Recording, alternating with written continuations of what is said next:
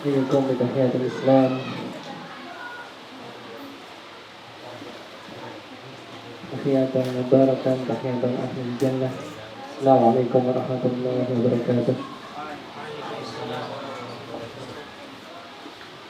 الحمد لله رب العالمين وبه نستعين على أمور الدنيا والدين. الصلاة على أشرف الأنبياء والمرسلين وعلى آله وصحبه أجمعين أما بعد. رب اشرح لي صدري ويسر لي أمري واحلل عقدة من لساني يفقهوا قولي.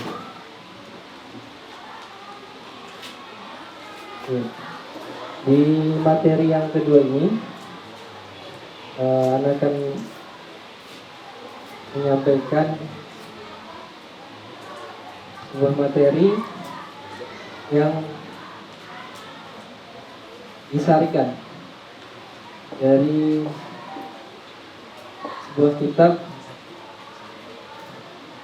karya Syekh Abdul Fattah Al-Bughdah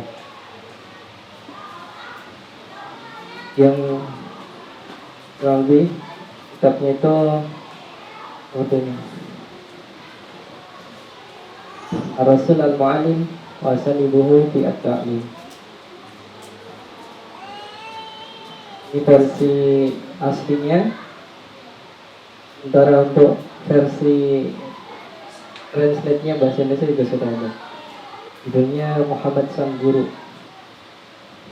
Muhammad Sang Guru. Lumayan tebal karena di kitab aslinya saja sudah sekitar 260 halaman. Di versi Indonesianya itu sekitar 360-an. 360 halaman.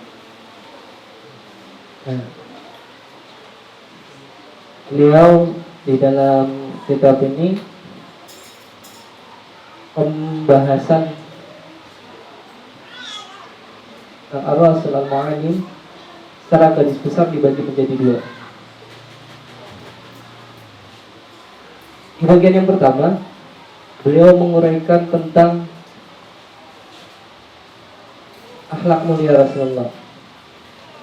Jadi yang buku ini dibuka dengan penjabaran, penjelasan bagaimana mulianya akhlak Rasulullah Sallallahu Alaihi Wasallam. Kemudian di bagian yang keduanya, di sini lebih fokus terhadap apa yang kemudian Rasulullah lakukan, apa yang Rasulullah terapkan dalam mendidik.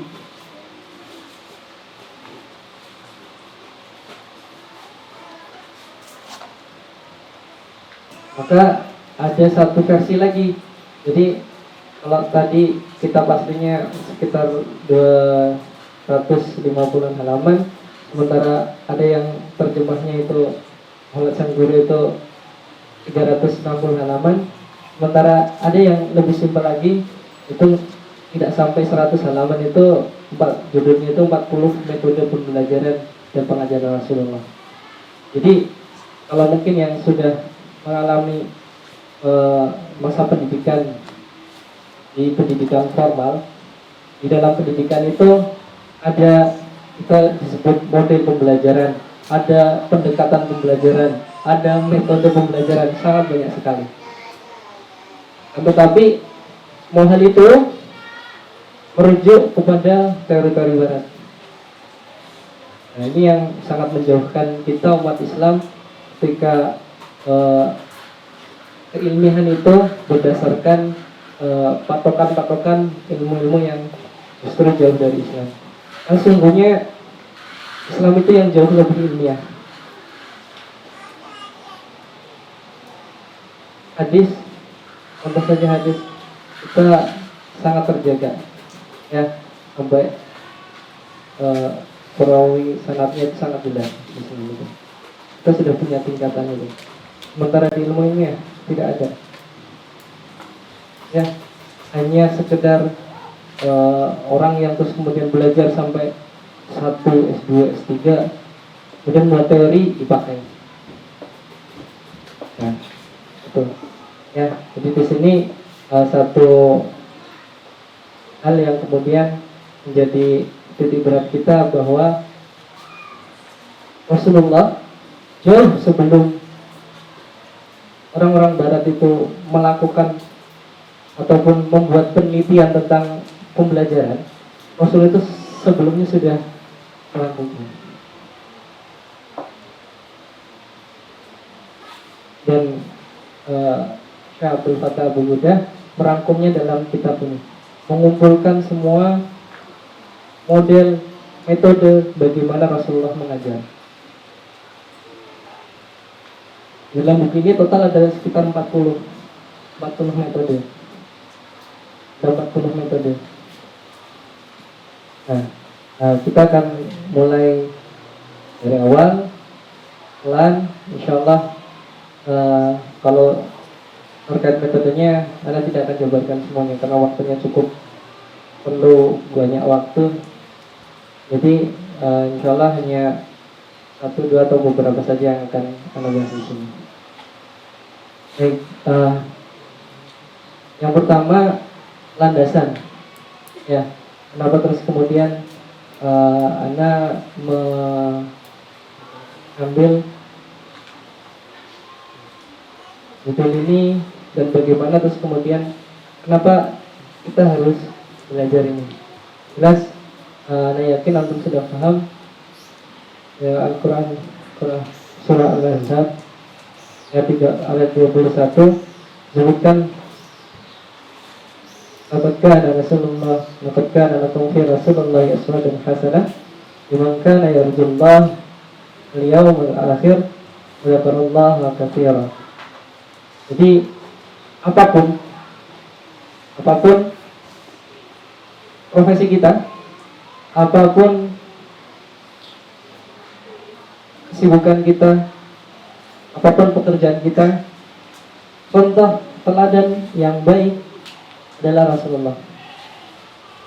Baik itu seorang yang agak sensitif, baik itu seorang suami, itu Rasulullah. Baik itu seorang ayah, teladan yang baik Rasulullah. Seorang apa lagi? Pedagang, Rasulullah juga pedagang, itu Rasulullah. Seorang pemimpin, Rasulullah. Seorang apa lagi? Guru. Jadi kita tekankan tentang guru. Memang di sini adalah sebuah lembaga pendidikan. Rumah Quran Sunnah Al-Basirah adalah sebuah lembaga pendidikan. Maka kita akan kerucutkan fokus kita terhadap bagaimana Rasulullah itu sebagai guru. Nah, sebelum lanjut kepada pembahasan buku ini, maka akan muncul sebuah pertanyaan. Karena di sini Rumah Quran Sunnah Al-Basirah, kita di sini mengajar, kita di sini belajar juga, santri juga belajar tentang Al-Quran, menghafal Al-Quran. Tetapi Anda yakin bukan hanya sebatas Al-Quran.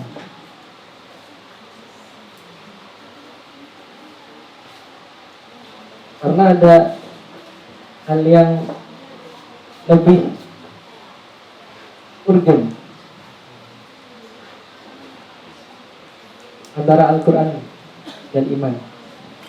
Maka pertanyaannya, ketika mengajar, ketika santri belajar, apa yang kemudian didahulukan?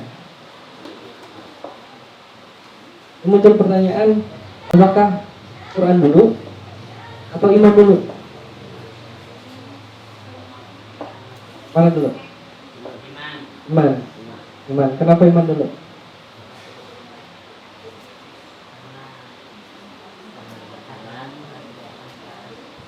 Karena Quran tidak akan lurus pemahamannya apabila tauhidnya tidak benar. Karena Quran tidak akan lurus apabila tauhidnya tidak benar. Ada lagi? Sama. Kalau kemarin tuh anak-anak ditanya sama Pak Menden, nggak boleh ada jawaban sama, harus beda. Gitu ya. Ya. Baik, kita skip ya. Ya.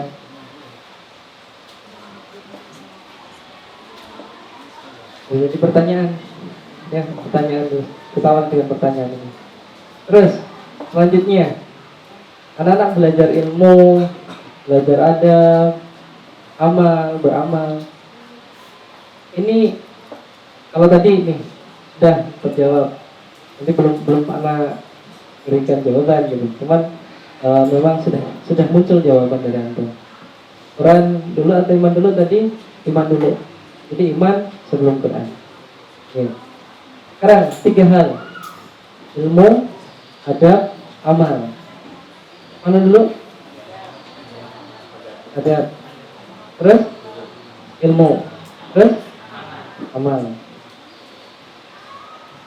Begitu. Apa dulu nih? Adab dulu apa ilmu dulu? Adab dulu atau ilmu dulu atau amal dulu? Yang Ivan adab. Adab dulu.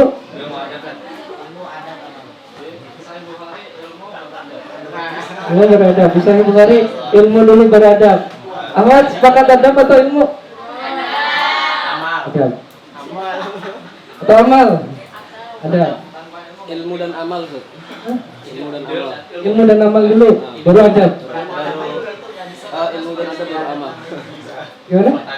Ilmu dan adab baru amal. Ilmu dan adab baru amal. Jadi ilmu dulu atau adab dulu? Bareng-bareng. Satu kesatuan. Hah? Niat dulu. Ya, pertanyaannya ilmu dulu, adab dulu atau amal dulu? Kalau amal ini sepakat udah, adab dulu. Nah, ini khilafiahnya ini di Ivan nih. Kalau Bukhari ilmu. Kalau ilmu qabla al-qawl wal amal. Ilmu Qabla al-qawl wal amal. Sebelum berbicara dan beramal, adabnya di mana? Adabnya bagian daripada ilmu. Berarti adab atau ilmu? Bukan.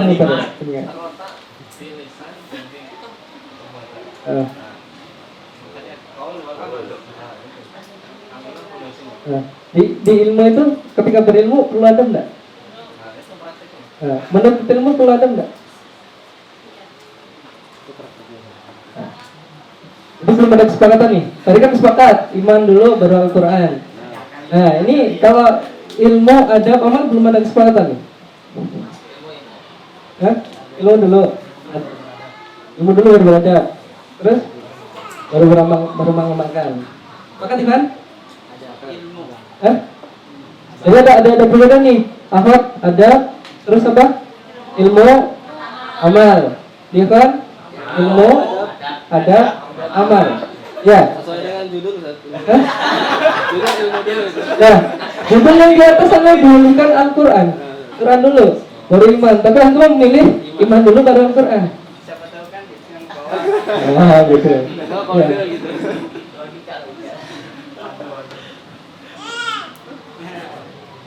Kalau nizam,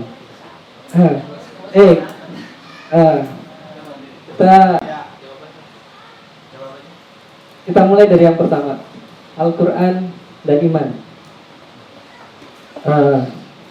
Sepakat, gak ada perbedaan. Alasannya apa? Dasarnya tadi alasannya seperti itu. Di dalam Sunan Ibnu Majah, Jundub bin Abdillah قال كنا مع النبي صلى الله عليه وسلم ونحن فتيان حزاورة فتعلمنا الإيمان قبل أن تعلم القرآن ثم تعلمنا القرآن فازددنا به إيمان.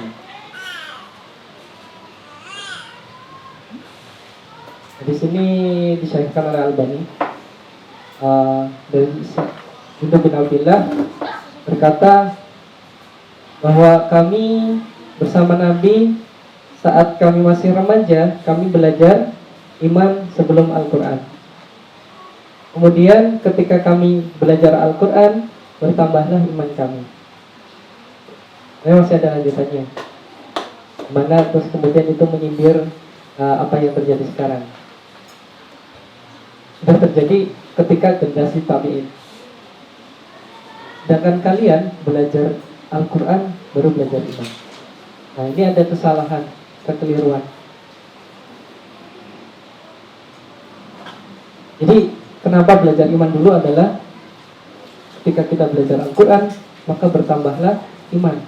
Bukan dengan semakin banyaknya Al-Quran yang kita miliki, yang semakin banyak Al-Quran yang kita hafal, tapi iman kita tidak bertambah. Ini bukan sekedar ucapan, tapi sebuah realita, sebuah kenyataan. Ya, banyak para penghafal Al-Quran itu murtad, alhamdulillah. Yang sudah hafal Al-Quran 30 juz murtad. Nah, masalah murtad itu bukan masalah Al-Qurannya, hafalan Al-Qurannya, tapi di mana? Di keimanan. Bahkan ada orang-orang kafir yang mereka menyengaja belajar Al-Quran, menyengaja menghafal Al-Quran. Ada yang sampai hafal. Karena Al-Quran Allah mudahkan untuk kita hafal. Berbeda dengan kitab-kitab yang lain, itu jauh lebih sulit. Ya, makanya Allah mudahkan kita menghafal Al-Quran. Nah, jadi ini satu cerita bahwa Al-Quran itu bukan hanya dihafal oleh kita, tetapi oleh orang kafir juga mereka menghafal Al-Quran, tetapi beda niatnya. Nah, imannya itu beda. Kita memiliki iman dengan baca Al-Quran, ya, kita bisa menjadikan Al-Quran itu pedoman hidup. Tetapi orang-orang kafir berbeda niatnya, karena mereka imannya bermasalah. Ya, mereka tidak beriman. Jadi mereka menghafal Al-Quran itu bukan kemudian mereka dapat hidayah, kemudian mereka belajar, bukan. Tapi untuk justru mencari kesalahan, mencari pembenaran.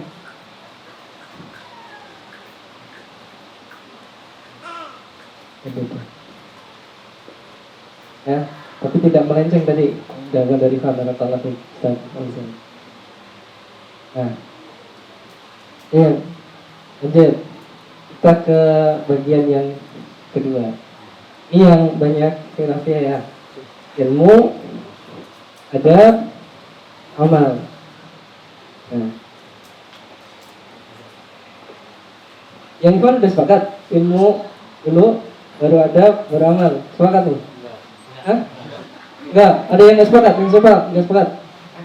Nah, 1, 2, 3. Yang 3 ini apa? Ada dulu, terus ilmu, amal. Baik, berarti 3 ini Nah, sebutkan aja nggak apa-apa, Ustaz. Udah, karena minoritas nih. Ya, ada 3 orang yang sepakat. Apa ini? Oh, di sini. Ya. Jadi, Ivan ternyata ada perbedaan. Saya menyampaikan ilmu dulu, adab, ilmu, adab, amal mayoritas. Terus kemudian adab, ilmu, amal. Ya, itu memang benar. 2 hal ini antara ilmu dan adab itu tidak terpisah. Ya, kalau saya pun disebutkan seperti itu ya. Jadi ilmu dan adab itu tidak terpisah.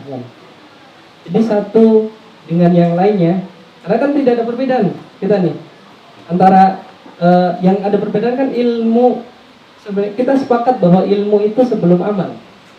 Tapi di ilmu dan adab, ini yang tadi mendahulukan adab atau yang mendahulukan ilmu, sepakat nggak kedua hal ini tidak bisa dipisahkan? Sepakat ya? Nah, memang benar seperti itu. Nah. Ayo.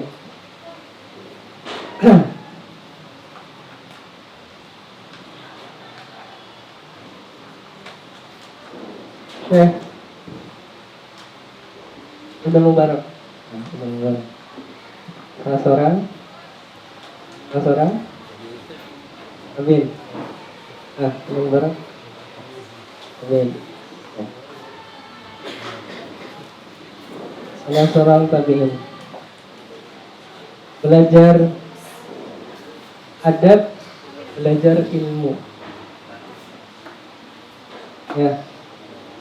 Belum menyampaikan saya belajar adab selama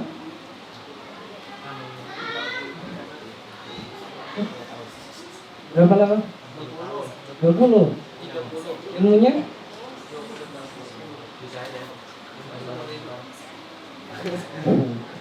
Ya.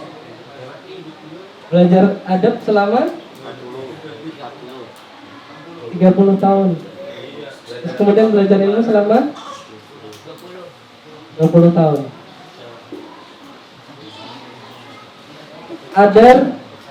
Kadarnya ya, kadarnya kalau kita lihat dari kadarnya ini, besaran mana? Besar adab daripada ilmu. Ya.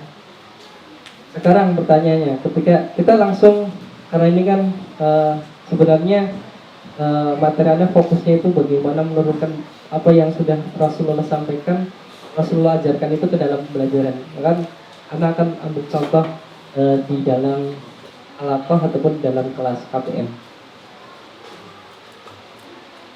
Ada alaqah kita mulai dari pagi ya, Pak Tafid, hafalan, ya hafalan.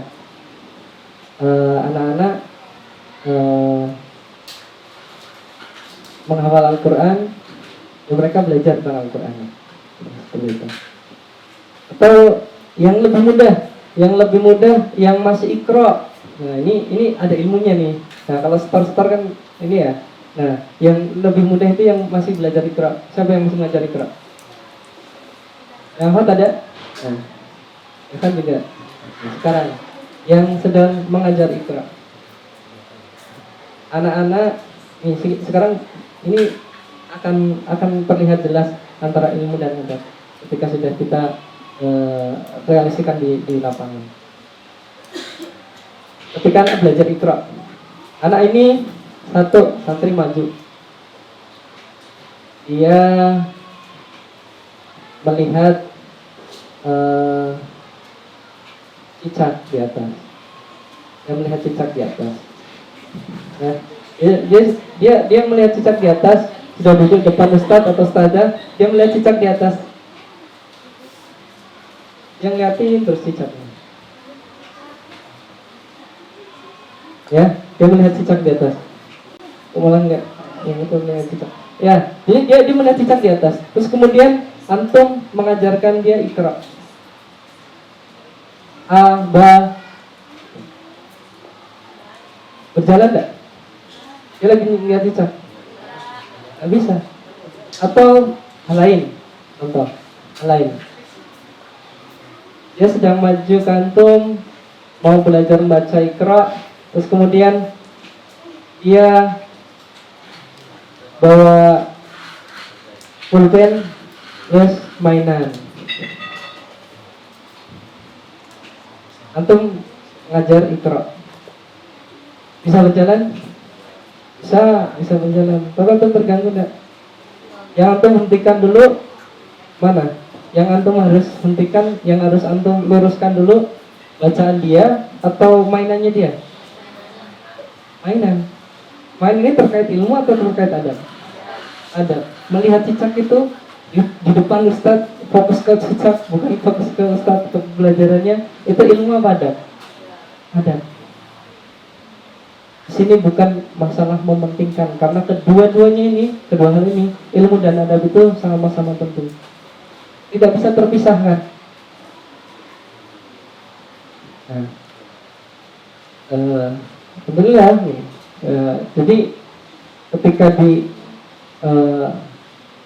alaqah, orang lebih mudah kita mengarah ke tafsir. ya ketika dia hafal tahfidz.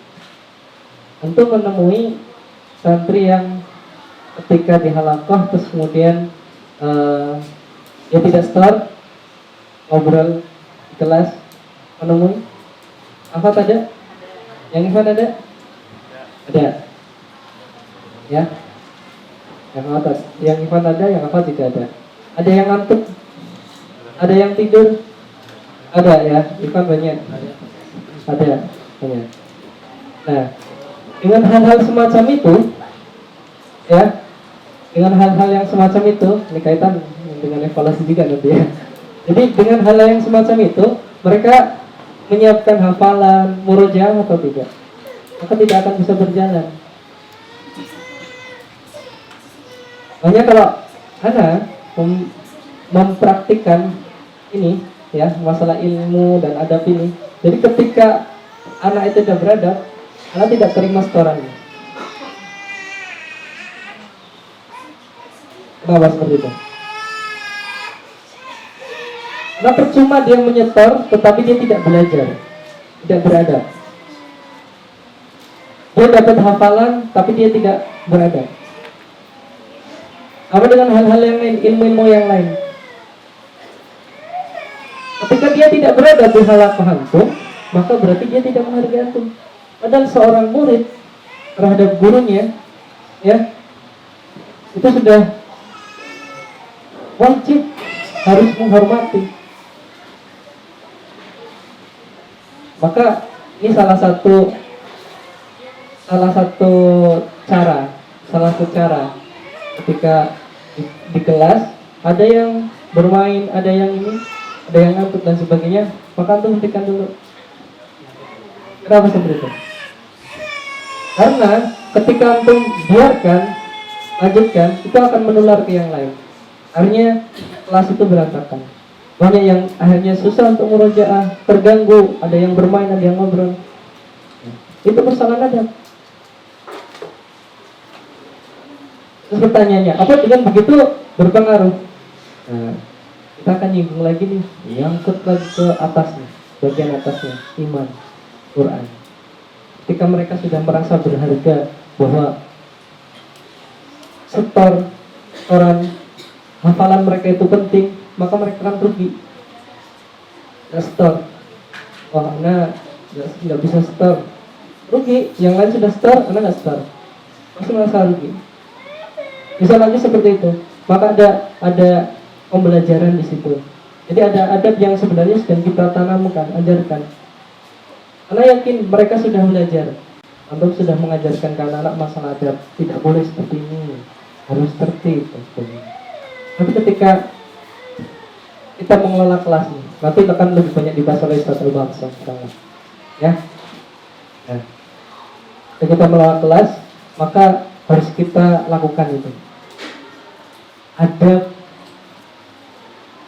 anak-anak harus kita tata dulu, sehingga ilmu bisa kita berikan.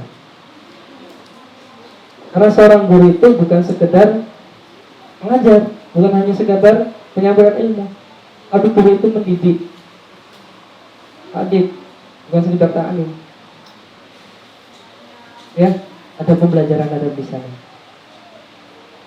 Ini salah seorang guru anak dulu yang punya kesempatan untuk belajar di Madinah, jadi sempat datang ketemu dengan Salih Utsaimin rahimahullah. Jadi beliau itu menangkap satu hal yang itu mungkin kita tidak sadar, karena sudah sedikit bercerita dengan salah satu asatidz. Jadi tentang bagaimana cara beliau menguap. Kita kan sering menguap ya, sering menguap. Jadi beliau merekam itu ketika menguap Menggunakan tangan kanan, ya. Maka beliau menutup dengan menggunakan telapak tangan.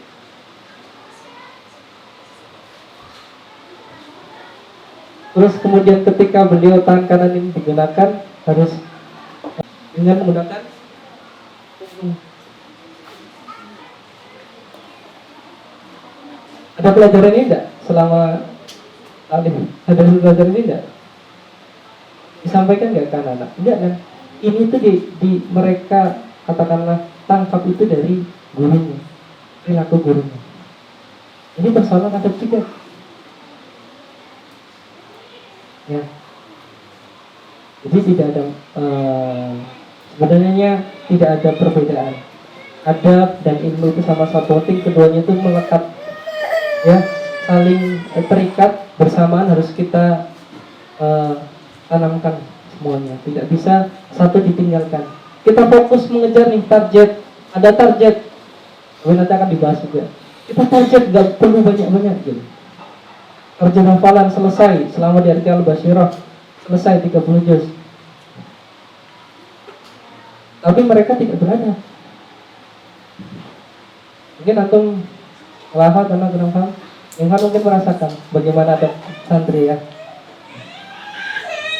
penghargaan terhadap ustaz dan sebagainya. Nah, itu yang harus dibina dulu.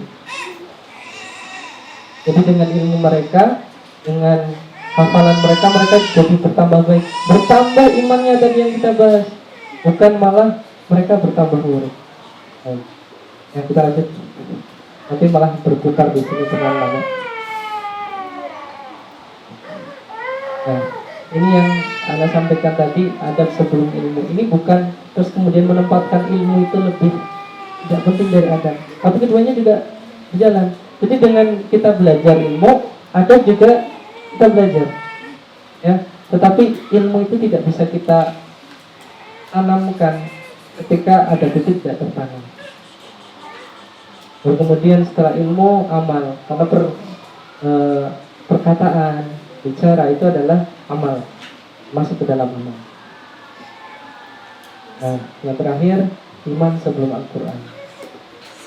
Jadi pastikan iman itu tertanam dulu. Ibarat kata kita akan menanam satu pohon.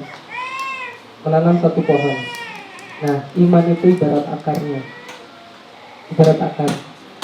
Kalau pohon itu bertumbuh tinggi, terus kemudian berbuah, daunnya lebat, akarnya tidak kuat, apa yang terjadi? Belum ada angin, pohon itu bisa roboh, tumbang. Tapi ketika akarnya kuat, menghujam dalam ke dalam tanah, maka setinggi ilmu itu didapat, tinggi pohon itu tumbuh, berbuah, berdaun lebat, insya Allah akan tetap kokoh, tidak akan tumbuh. Walaupun angin ini sangat kuat, angin yang berembus. Karena yang namanya manusia selalu ada godaan. Apalagi para penuntut ilmu, godaannya jauh lebih besar. Bukan lebih ringan, lebih besar. Hanya orang mengira ketika kita masuk ke dalam pesantren, ke dalam lingkungan yang baik seperti ini godaannya lebih ringan. Sebenarnya tidak, jauh lebih berat, lebih besar. Karena semakin tinggi pohon, angin semakin bertembus semakin kencang, bukan semakin pelan. Kita kalau naik semakin tinggi, anginnya lebih kencang daripada di bawah. Kemudian naik ketinggian, itu kita pasti ngerasa berbeda dengan yang berpijak di tanah. Nah, kita akan langsung masuk dengan satu metode yang Rasulullah ajarkan, yakni tentang keteladanan. Di sini ada satu hadis yang diriwayatkan oleh Abdullah bin Amr bin As mengatakan bahwa suatu hari Rasulullah SAW keluar kamar menuju masjid. Di masjid, beliau mendapati dua kelompok sahabat. Kelompok pertama adalah golongan yang sedang baca Al-Quran dan berdoa kepada Allah. Sedangkan kelompok kedua adalah mereka yang sedang sibuk mempelajari dan mengajarkan ilmu pengetahuan. Dalam mengajar bukan sekedar ucapan, bukan sebatas ujaran kebaikan, tetapi akan lebih melekat ketika kita tunjukkan, kita wujudkan dalam keteladanan pada diri kita. Kita menghendaki santri kita beradab, maka kita beradab. Kita menghendaki santri kita rajin, maka kita rajin. Kita menghendaki santri kita disiplin, maka kita disiplin. Ya, Rasulullah ketika menyampaikan sesuatu, maka memerintahkan sesuatu, maka beliau yang pertama kali melakukan.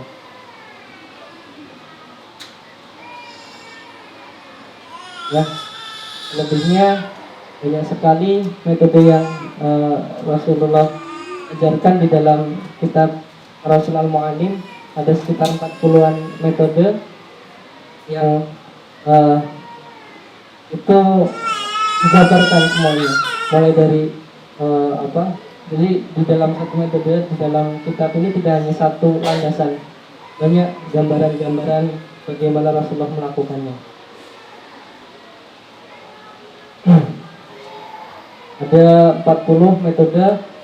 Mungkin nanti insya Allah ke depan yang Ivan kita akan mulai untuk mendalami satu persatu, tetapi tidak langsung sekaligus.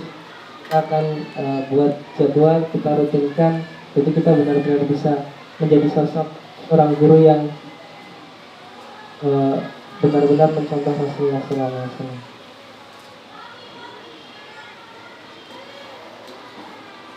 Ya boleh.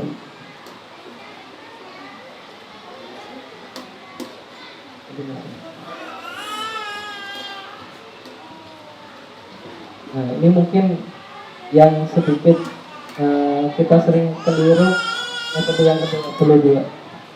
Rasulullah bergurau. Contoh yang Abdul Fattah Abu Godah contohkan di dalam kitab itu, Rasulullah bergurau ketika ada seorang nenek yang menghampiri beliau bertanya, apakah nanti saya masuk surga ya Rasulullah?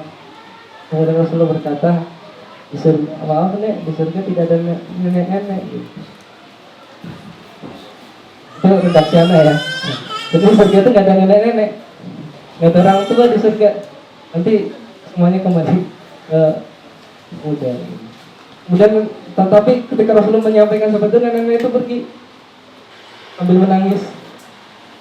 Kemudian dipanggil, karena besok di surga semuanya akan muda kembali.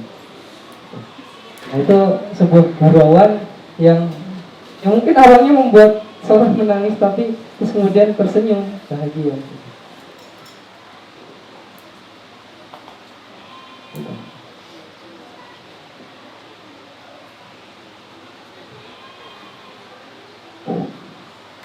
Ini dengan bahasa sendiri ya.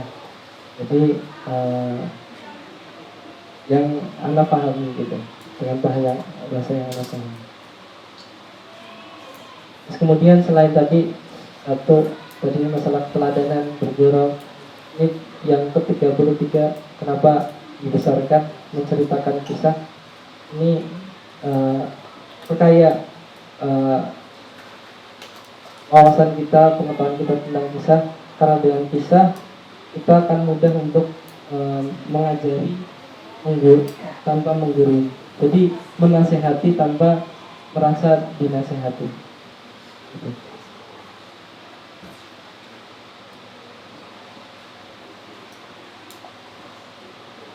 Bahkan sampai pengajaran khusus untuk perempuan itu ada. Ya, karena memang perempuan itu khusus, ya spesial, beda dengan laki-laki. Jadi ada khusus pengajaran khusus untuk perempuan. Marah dan teguran itu juga bagian dari pendidikan. Tetapi jangan sampai ketika marah atau teguran dalam belajar itu bukan niat untuk mendidik. Ya, beda antara kita marah, menegur dengan emosi, dengan kita niat untuk mendidik. Bedakan.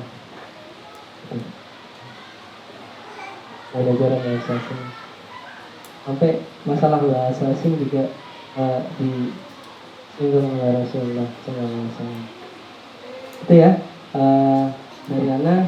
Insyaallah ke depan seperti yang Ivan kita akan dalami tentang ini untuk menambah